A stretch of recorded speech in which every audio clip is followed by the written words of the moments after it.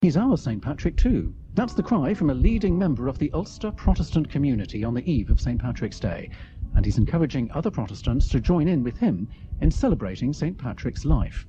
He's the High Sheriff of Belfast, Ulster Unionist councillor Nelson McCausland, a member of the Cross of St. Patrick Orange Lodge, and he was in Liverpool yesterday to talk about issues raised in his new book, Patrick, Apostle of Ulster.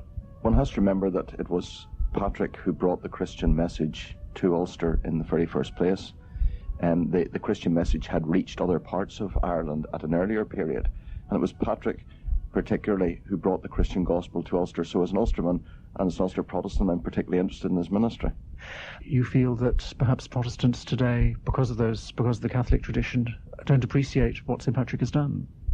I think it's important to draw a distinction between the historical Patrick, the real person, and the mythical Patrick who has been created over the years. If one looks at the message that Patrick preached, it was a simple biblical message, the message that we find in the Bible, the message of the early apostolic church. It's the same message that was proclaimed at the time of the Reformation, and it's the same message that as an evangelical Protestant I would hold today. So I'm quite happy to present Patrick because his message is our message, the message of the Bible. What are the myths that you're trying to get rid of? He wasn't Irish. He wasn't sent to Ireland by the Pope. He didn't wear a bishop's mitre. He didn't wear, as he's often presented in certain statues, the ecclesiastical vestments of a medieval Roman Catholic bishop. And he didn't drive the snakes out of Ireland. He didn't drive the snakes out of Ireland? No, it's quite clear, in fact, from historical sources that there were no snakes in Ireland prior to the time of Patrick. So he can't claim responsibility for that. What you found is that the traditional view of Patrick, in fact, reflects people's views of him through history, as it were. Over the years, I think Patrick has been, in a sense, hijacked for propaganda purposes. As I mentioned there, the depiction of Patrick in the vestments of a medieval Roman Catholic bishop in order to lay claim to him by the Roman Catholic Church. I think also it's true that he has been hijacked by Irish nationalism. And if one looks at the New York St. Patrick's Day parade, for example, where on various occasions the marshal of the parade has been a convicted Republican terrorist, that's part of the process of hijacking Patrick as a propaganda weapon for Irish nationalism. So we want to strip away the myths. We want to see the story of Patrick depoliticized and get back from these mythical Patricks to the historical figure who was indeed the Apostle of Ulster, bringing the Bible and the Gospel to Ulster. In saying that, you're actually saying to Protestants that it's okay to affirm St. Patrick and St. Patrick's Day. What way of action do they give you?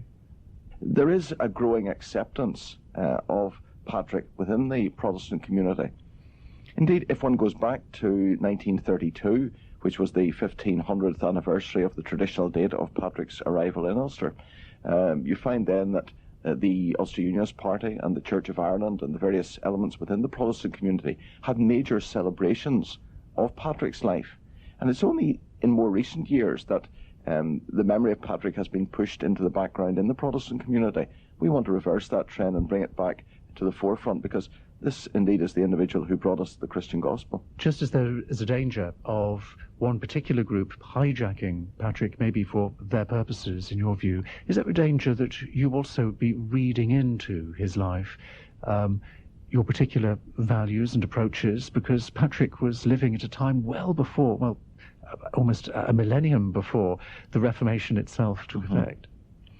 If one looks at his writings, one sees there clearly what his message was, and it does not include any of the distinctive doctrines of the Roman Catholic Church.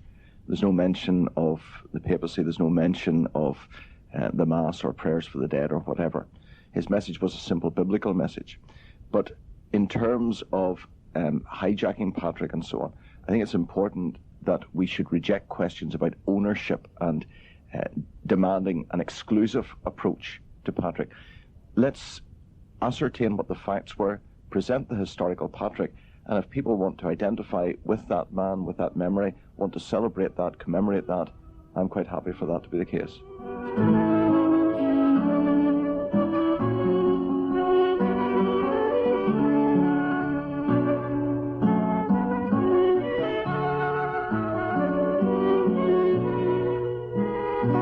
Nelson McCausland, High Sheriff of Belfast for this year and an Ulster Unionist councillor. He sits on the Education Committee of the Orange Lodge, and his book is called Patrick, Apostle of Ulster, published by the Grand Orange Lodge of Ireland, price £2.